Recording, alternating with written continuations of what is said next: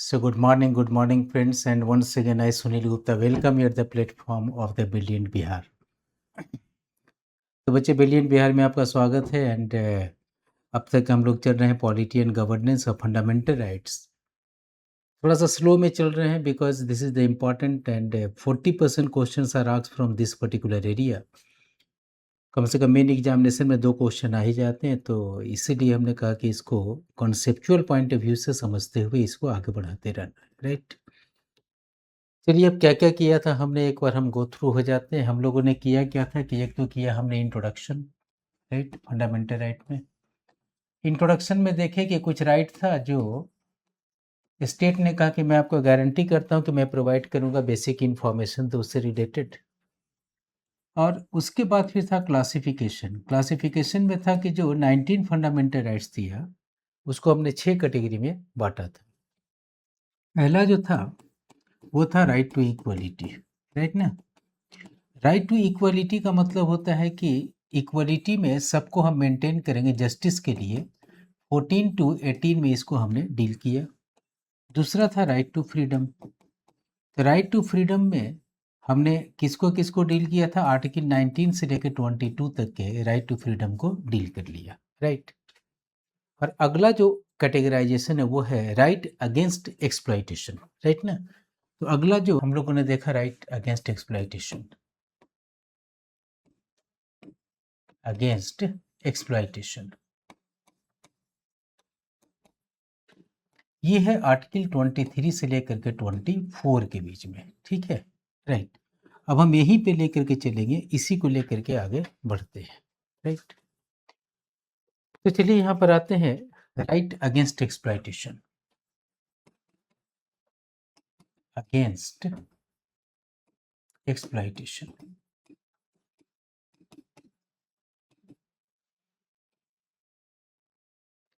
Article बच्चे यहाँ पर है 23 से लेकर 24 तक, और इसका क्या है purpose, humanity. Humanity is concerned. थोड़ा सा डिस्कशन करें. देखो, ये सिंपल है कि जब भी हम वेलफेयर स्टेट की बात करते हैं तो सबको एम्पावरमेंट की बात करते हैं.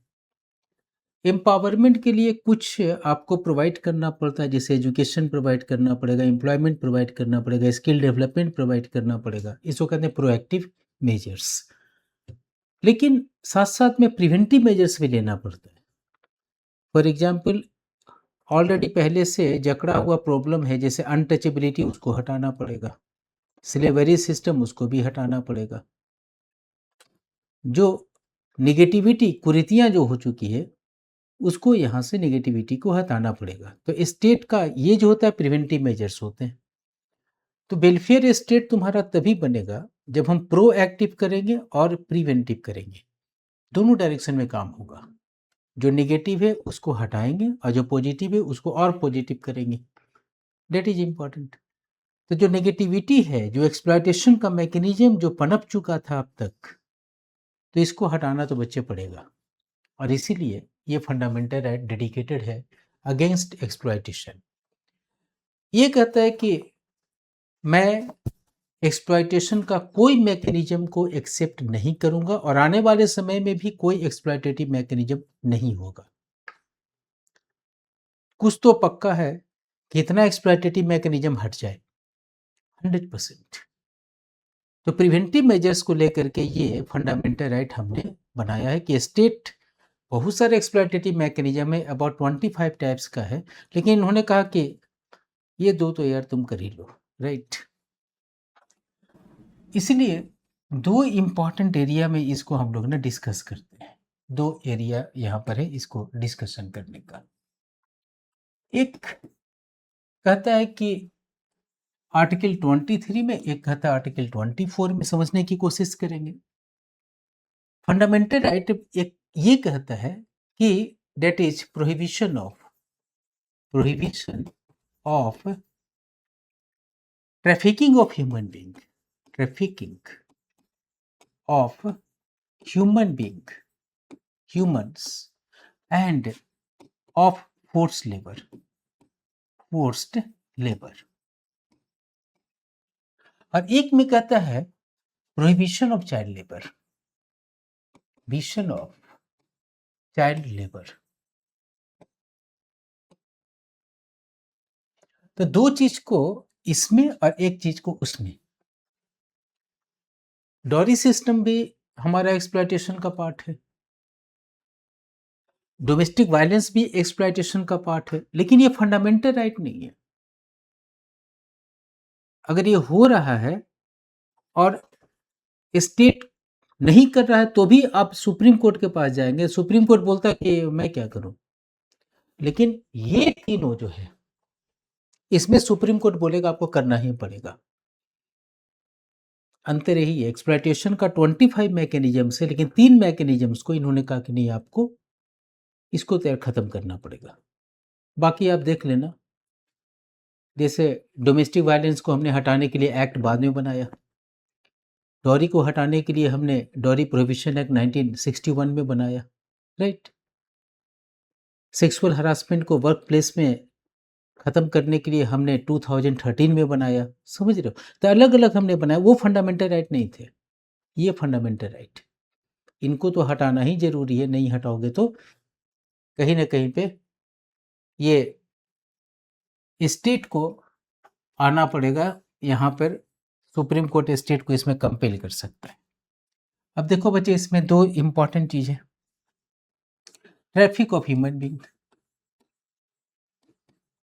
ऑफ ह्यूमंस, और दूसरा क्या था, फोर्स्ड लेबर, फोर्स्ड लेबर। हम कहते हैं इसको भी खत्म करो, हम कहते हैं इसको भी खत्म करो, यही है फंडामेंटल राइट, राइट। इसमें क्या है कि आप sale and buying, right, and buying of human as goods, goods ban, sale and purchase of human being as goods ban. तुम चिकन का सेल परचेज कर सकते हो 200 रुपये किलो, गाय का सेल परचेज हो सकता है, लेकिन आदमी के लाइफ का सेल परचेज नहीं हो सकता। ये नहीं कि आदमी को तुम तौल के बोलोगे हाँ जी 2000 रुपया किलो, राइट, ऐसा नहीं होता, ये बैन करता है। गुड्स की तरह आप इसको इस्तेमाल नहीं कर सकते, बेच नहीं सकते, मॉनेटरी वैल्यू नहीं लगा सकते, पैसे में इसको तोल नहीं सकते, राइट। ठीक है, पैसे में मत तोलो, लेकिन ह्यूमन बीइंग तो एक रिसोर्स है ना, इनकी सर्विसेज को तो तुम ले सकते हो, उस आदमी को नहीं बेच सकते, लेकिन आदमी के सर्विसेज को बेच सकते हैं ना। मैं टीचर हूं तो मेरा टीचिंग सर्विसेज तो बिक सकता है ना भैया। तीनों का हाँ जी, सर्विसेज तो हो सकता है, लेकिन इमोरल यूज नहीं हो सकता, immoral use of human being. Human being का तुम इमोरल यूज नहीं कर सकते। आप सर्विसेज यूज कीजिए ना, टीचिंग आप कीजिए, मेडिसिन में जाइए, इंजीनियरिंग आप कीजिए, लेकिन आप सर्विसेज करेंगे कि हम बच्चे बेच रहे हैं, ये नहीं। आप सर्विसेज ऐसा दे रहे हैं जो डिग्निटी ऑफ वीमेन को अंडरमाइन करे, ये नहीं। तो ऐसे सर्विसेज जो इमोरल वैल्यूज की तरफ जाता है वो आज के बाद बैंड, ठीक। दो सिस्टम थे, एक था स्लेवरी सिस्टम। स्लेवरी सिस्टम में किसी को स्लेव रख लिया, रजिस्ट्रेशन होता था स्लेव का, जिंदगी भर उसके गुलामी कर रहे हैं वो। और फोर्थ, देवदासी सिस्टम। देवदासी सिस्टम बड़ा ही हीनियस सिस्टम था, स्पिरिचुअलिटी के नाम पे धब्बा। In the Devdasi system, some priests has to take some widow, and then automatically using these widow as a prostitutes. It was complete against the you can say spirituality of the world. But ये पनप किया था, पता नहीं कैसे पनप गया, किसी ने कर दिया होगा वेस्टेड इंटरेस्ट ने। जब बेटा आ गया तो आ गया, अब तो हटाना पड़ेगा ना। इसको हटाना यही है अंडर आर्टिकल 23। ये हटाना पड़ेगा आपको। इसके लिए पार्लियामेंट लॉ बनाएगा। फोर्स्ड लेबर, ठीक है। फोर्स्ड लेबर में क्या था, अभी तुमने क्या बोला कि आप सर्विसेज प्रोवाइड कर सकते हो, इमोरल नहीं बल्कि मोरल सर्विस प्रोवाइड कर सकते हैं ना। मैं टीचिंग सर्विस तो प्रोवाइड कर सकता हूं अपनी मर्जी से, कि कोई आदमी करेगा आपको प्रोवाइड करना ही पड़ेगा, नहीं, अपनी मर्जी से मैं मोरल सर्विसेज भी प्रोवाइड करूंगा with my consent.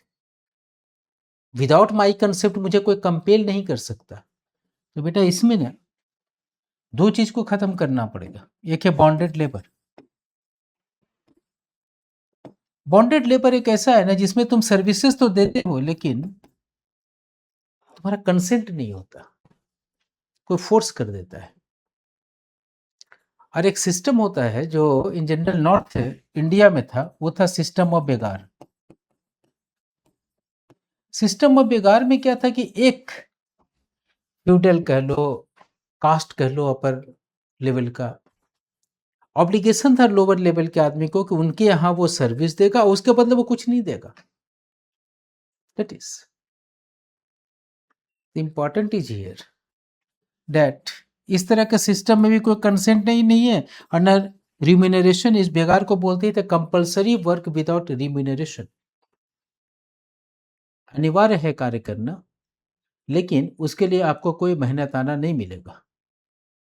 It is, तो हमने कहा कि ये चीज तो बेटा खत्म करना पड़ेगा। ये है article what 23 is concern. Clear. अब इसके लिए कुछ किए, इसके लिए किया हमने ना, स्टेट ने काम किया है इसके ऊपर में। क्या क्या काम किया यहाँ पे।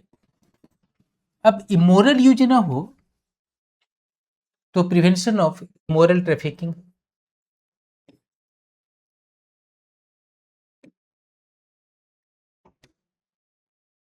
इमोरल ट्रैफिकिंग एक्ट हमने बनाया। ट्रैफिकिंग एक्ट है हमारे पास बना हुआ, prevention of immoral trafficking act 1956 में ये बनाया। और इसके अनुसार हमने ये मेंशन कर दिया कि कोई आदमी, राइट, यहाँ पे इमोरल ट्रैफिकिंग प्रिवेंशन एक्ट हमने जो बनाया उसमें हमने कह दिया कोई आदमी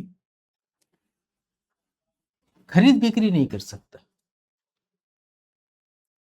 प्रोस्टिट्यूशन में खरीद बिक्री पॉसिबल है, तो it bans all kind of automatically sale and purchase. Bonded labour के लिए हमने बॉन्डेड लेबर एबोलिशन एक्ट बनाया। एबोलिशन एक्ट ये 1976 में, इसमें हमने कहा था कि पूरे बंधुआ मजदूर को खत्म करेंगे। बहुत पनिशमेंट है इसमें अगर आप करते हैं तो। एमएनसी वगैरह देखो, कॉन्ट्रैक्चुअल एक्ट, कॉन्ट्रैक्ट एक्ट एक बनाता है एमएनसी। उस कॉन्ट्रैक्ट एक्ट 1970 में ये मेंशन करता है कि किसी भी तरह का कोई हम यूज नहीं करेंगे, right. That is important act. तो चलो ये है particularly automatically right against exploitation. Clear ना। नेक्स्ट, अब 24 क्या कहता है, ये है आर्टिकल 24। ये तो बच्चे क्या किया खत्म, ये खत्म किया स्लेवरी सिस्टम, देवदासी सिस्टम, बेगार सिस्टम। ये सिर्फ कहता है बॉन्डेड लेबर छोड़ो, चाइल्ड लेबर, बच्चे को हम फैक्ट्री में एम्प्लॉयमेंट नहीं करने देंगे। तो इसका राइट ये कहता है you know employment in factory,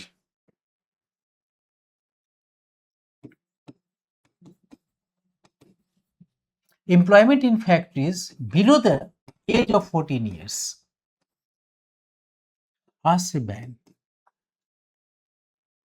factories का मतलब क्या क्या होगा, हैजार्डस फैक्ट्रीज, जैसे रेलवे में हम बैन करते हैं, ये सब टफ है। केमिकल इंडस्ट्री हम बैन करते हैं। उस समय इसमें बच्चे लोग काफी इन्वॉल्व थे, तो इन्होंने स्पेशली कुछ लिख दिया, माइंस खतरनाक चीज होता है, ये बैन कर दिया, राइट। अदर हजार्डस कर दिए। हजार्डस का मतलब कोई भी खतरनाक टाइप के इंडस्ट्री अगर हो उसमें हम इसको बैन कर देते हैं, राइट। बैन करने को तो आपने कर दिया, लेकिन इसके लिए आपने कुछ किया भी है, राइट। कुछ तो करना होगा ना बच्चे, कुछ किया आपने? यस, अभी हमने किया है चाइल्ड लेबर